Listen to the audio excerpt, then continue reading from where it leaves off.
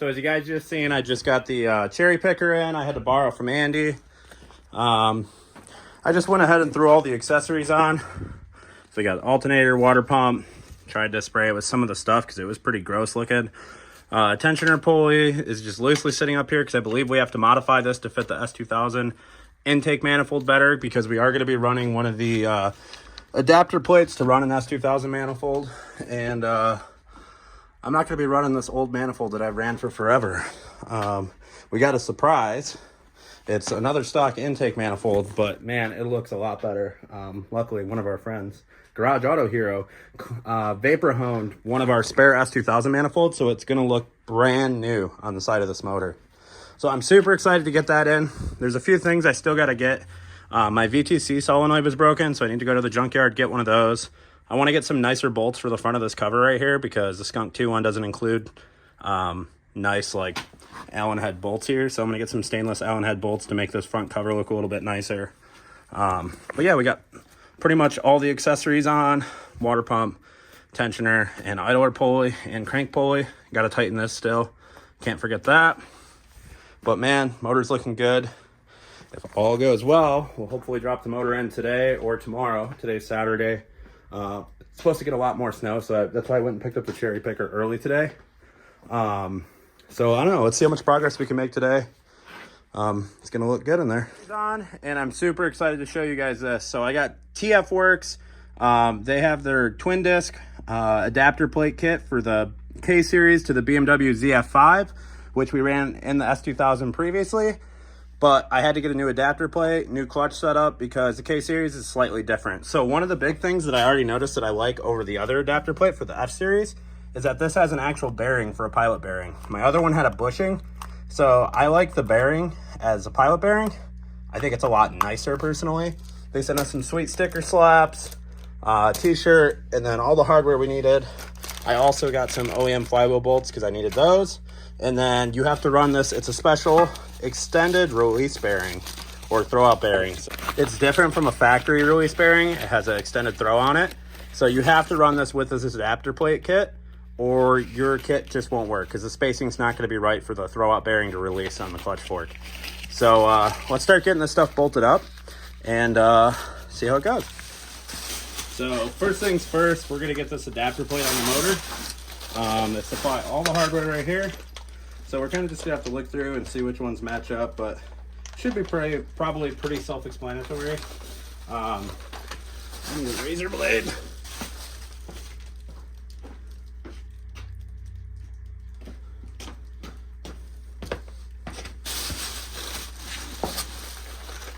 All right, so let's figure out where these bolts go. I assume nothing to go there. This one probably go there. And then maybe right there.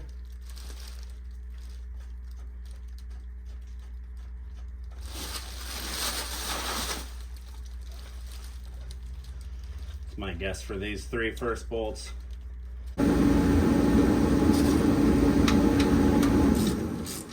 So two bolts come through on the back side through. It looks like the chrome bolts are going to be the ones that come through from the backside. And then this front bolt might be a starter bolt. And I'm assuming these are going to be all new bell housing bolts. Not 100% sure on that, but pretty sure. So we're going to get this flywheel opened up. Beautiful piece. Open all these flywheel bolts, or at least a couple, so we can kind of hold it in place. And then we're going to put Loctite on these, so I'm probably going to put a couple in to hold it and then pull them back out to put some Loctite on.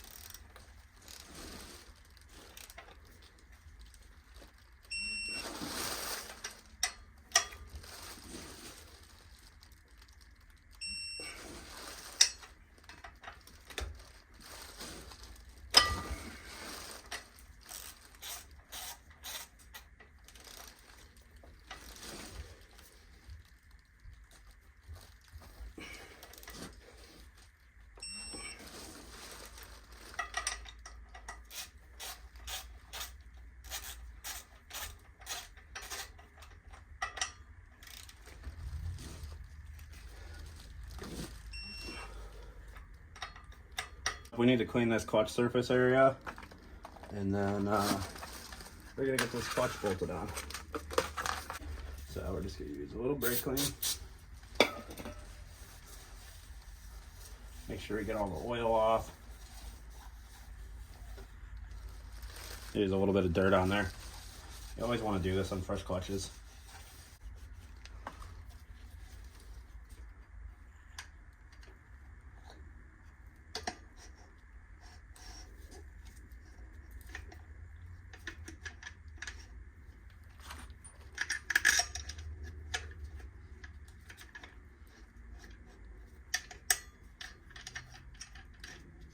So for the pressure plate bolts, you're going to want to use blue Loctite.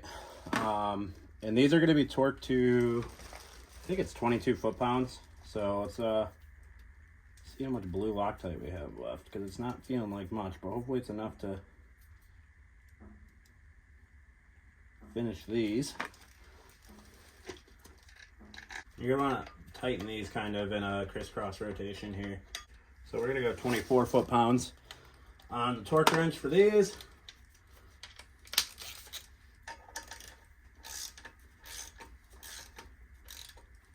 Like I said, we're going to kind of keep just going all the way around, tighten them a little bit at a time, because you want this to torque evenly.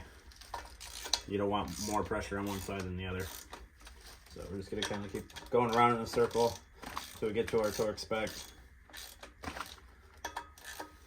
All right, so now we're getting ready to do our torque. There you go, diagonal from each other.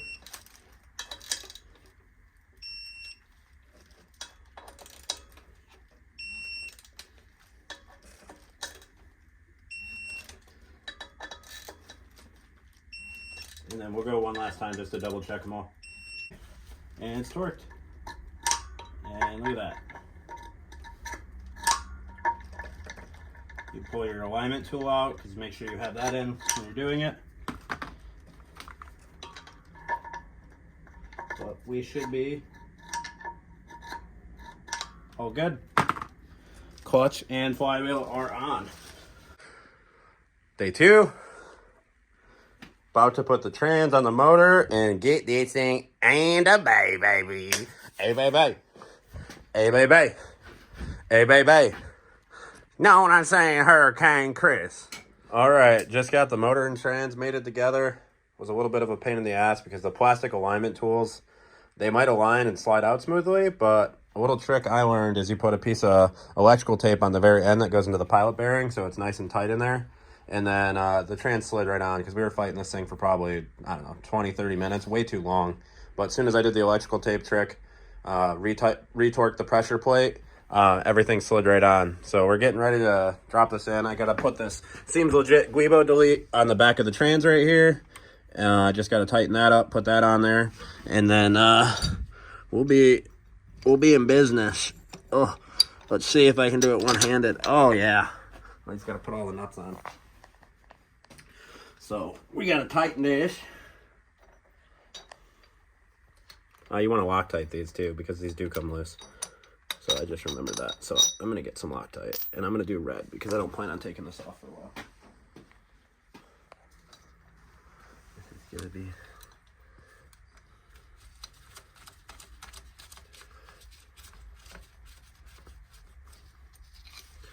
Throw the wrench on. My size too big. Oh, I forgot. This is like a...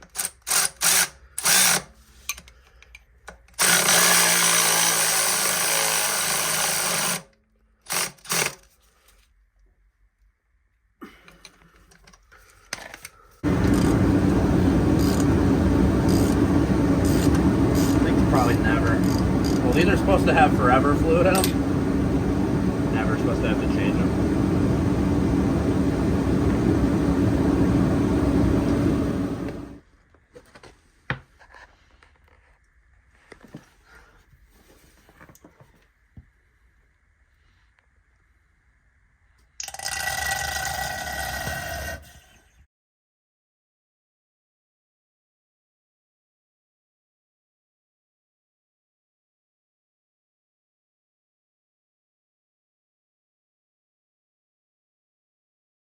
All right, guys, got the motor in. Motor and trans is officially in. Honestly, it looks awesome. We definitely have to do some touch up. This was a hell of a more time to get into the car. I think it's because this Moroso oil pan is so much bigger than a factory oil pan. So it's hitting the subframe, hitting the steering rack. So we had to unbolt this, move it. I dropped the steering rack the subframe some. And then we finally had enough room to clear. But man, did we fuck up the paint back here. So I'm going to have to touch that up. Whatever, it is what it is. Nothing you can really do about it. This is definitely a lot more difficult to get in than the F-Series. And I think it's because this F-Series pan is so much smaller. So there's only the big section in the front, which is kind of a pain to get in. But once you get past that. But look at this Moroso pan. It is beefy. It is pretty thick everywhere. So it makes it a lot more difficult to get through there. We managed to get it. Thankfully, big shout out to Marcus for helping me. This was by far the most pain in the ass to get in of any motor I've ever put in this car. So it kind of sucks. Maybe next time we'll pull the oil pan, the valve cover off or something when we do this to try to make it easier, because the cam sensors and the valve cover want to hit on the back of the firewall. But man, motor looks awesome in there. Still need to decide on a valve cover. We have to wait on my intake manifold to get back from Ray so we can put that on with the adapter. Starter, I need to get one bolt for the top here. I have the bottom bolt in. Trying to think what else. Got to get the coolant lines hooked up and wiring harness made, which Andy's going to be doing that. And trying to think. Fluids and some other random stuff. But fluids will be last. Can't believe we're this far already. And it's not... Is today February? Not even February, and we're this far ahead of schedule. I keep forgetting I need to have somebody come put a windshield back in, because now that I have all the interior painted, we can put the windshield back in. But I'll probably save that for last, just because that'll be an easier, quick thing.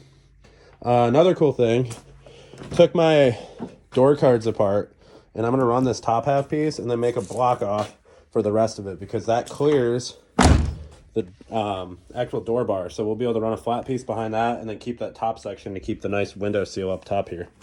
One cool thing. But man, what a workout. Yeah, that was a lot of fun. Now it looks really great. You got this awesome billet cover, sits right on the front here. Awesome mounts that match. Once you decide on a valve cover, it'll be looking really nice. We're using the Hasport K-mounts. I don't know what urethane these are, because I actually got them from Andy at A-Star. I bought another S2000 from him, and it came with a bunch of parts that I acquired, and I didn't even care, because they came with the parts, or with the car, and I needed them, so I'm gonna run them.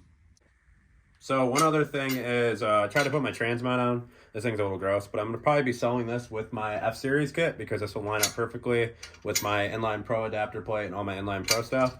But with this K-Series, the TF Works adapter plate's only a 1/2 inch thick, and I believe my other one is 1 inch or 3/4. It's quite a bit thicker, so it puts the trans back a little bit further, and I don't believe there's gonna be enough material on here to slot this to be able to make it work. So I might just have Andy make me a new mount and then give this one away with the kit when I sell it. I'm trying to think what else. Right now we have the trans held up with the jack just to help support it. But yeah, drive shaft will probably be a little bit shorter too. But I think my drive shaft will be able to work still, just because they have a slip yoke and it has a little bit of play in it. So it should be hopefully okay too. Or I might just sell the drive shaft with the kit as well.